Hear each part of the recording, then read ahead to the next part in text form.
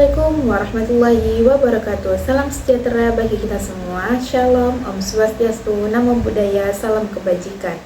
Yang terhormat Ibu Zeti Finali, SPD MPD, selaku dosen pengampu mata kuliah konsep dasar IPS, serta teman-teman sekalian. Perkenalkan, saya Rohman Nurlina dari kelas A dengan NIM 2502102040013. Pada kesempatan ini, saya akan memaparkan materi mengenai konsep dasar IPS. Kenapa penting? Karena sebagai calon guru sekolah dasar, kita perlu paham apa itu IPS, apa itu tujuannya, bagaimana perkembangannya di Indonesia. Dalam video ini, saya akan membahas mengenai 4 hal utama, yaitu hakikat IPS, karakteristik IPS, ruang lingkup IPS, serta sejarah IPS di Indonesia. Yang pertama yaitu hakikat IPS. IPS atau ilmu pengetahuan sosial adalah bidang studi yang memadukan berbagai disiplin ilmu sosial seperti sejarah, geografi, ekonomi, serta sosiologi. Tujuannya bukan hanya memberikan pengetahuan, tapi juga membentuk siswa agar berpikir kritis, memiliki kepedulian sosial, serta siap menjadi warga negara yang baik. Jadi, IPS itu hakikatnya adalah pembelajaran tentang kehidupan sosial manusia dalam konteks nyata.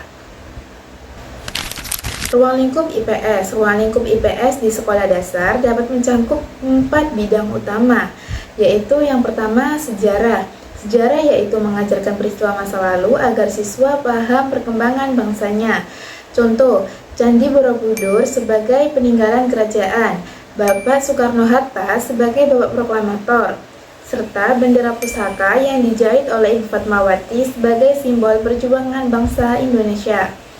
Yang kedua yaitu bidang geografi, yaitu mempelajari hubungan manusia dengan lingkungan. Contoh, peta di Indonesia, Gunung Merapi, serta Sungai Kapuas sebagai sungai terpanjang.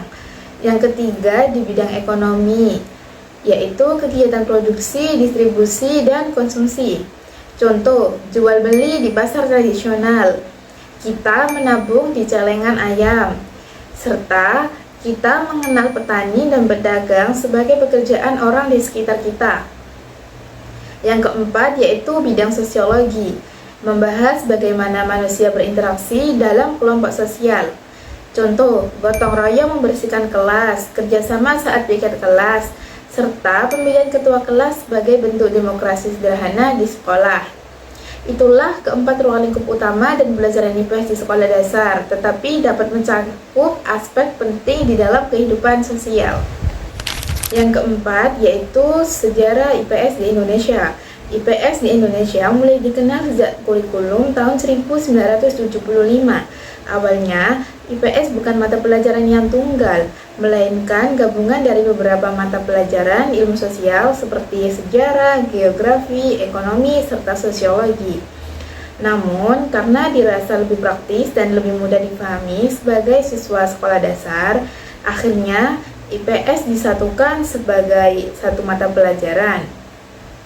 Seiring berjalannya waktu, kurikulum IPS terus mengalami perubahan. Misalnya pada kurikulum 1994, IPS lebih menekankan pada hafalan fakta.